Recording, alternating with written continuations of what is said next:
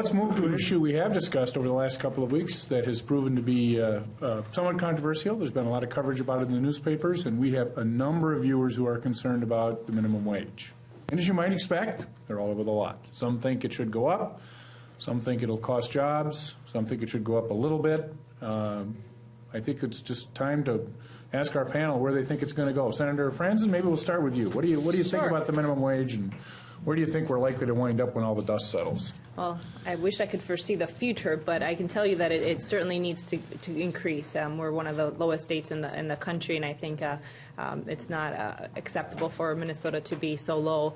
The question is, what rate are we going to get to? And the last negotiations in the conference committee was $9.50. The Senate offered $9.50. We're kind of in a stalemate in terms of the consumer price index. And it's also not just the rate, but it's also about what comes attached to it. How much time are we going to have to adjust to it? I come from the business world, so I understand what that means to large businesses. So I am conscious of that, but at the same time, I know that we need to do something to move the needle forward. And I hope that we're able to do that this session. It's about trying to get the votes in the Senate to be able to support the overall package, which at this point we don't know what it is. And just so that our viewers understand what's going on, the sticking point, at least as reported by the newspaper this morning, the Star Tribune, is that the House wants an automatic inflation increase. The Senate doesn't want that. Well, and I wouldn't say the Senate doesn't want that. I think it depends on the other items that attached to it. We're talking about a training wage. We're talking about how long are we going to take to phase it in. I think we're open to it. I just don't think it's a done deal by taking these things separately. I think it's going to come together. As Senator Franzen said, the conference committee, they're struggling with some of the language as far as the automatic inflator, and I think they're really still struggling on $9.50 an hour. I don't think that's as given as what we might assume it is. I think we need to raise the minimum wage. I don't think there's any question about that, but I don't think we need to be going $9.50 an hour. My concern comes in is we're raising the minimum wage by $3+ an hour, and what we're trying to do is we're trying to backfill for a lot of the mistakes I think we've made in the past. We've lost a lot of our middle income paying jobs, and we've lost those because of different tax policies and things like that we've used over the years, and businesses have found other ways of doing things. In many cases, those jobs have moved out of Minnesota into other states, out of the country.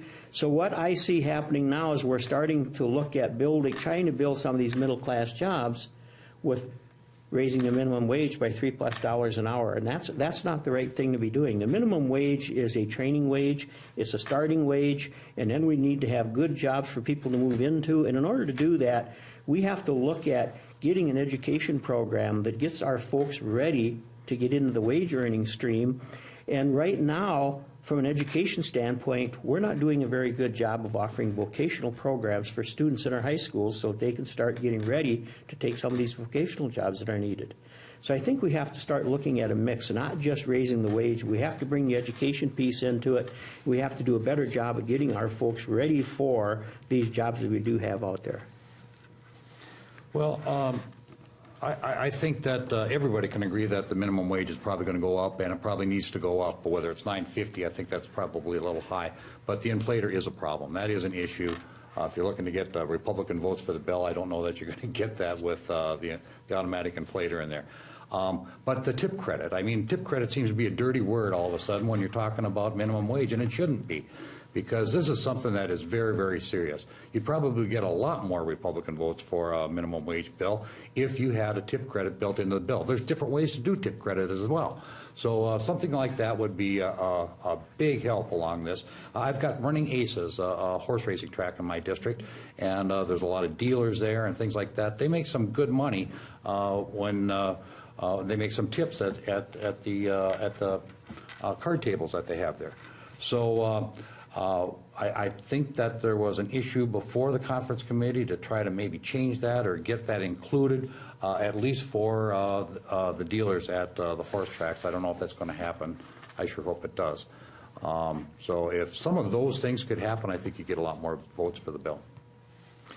Well, I've I've heard discussion from my constituents about all of those kinds of issues, and it's good that we are talking about them all. I'm not sure exactly where we'll end up.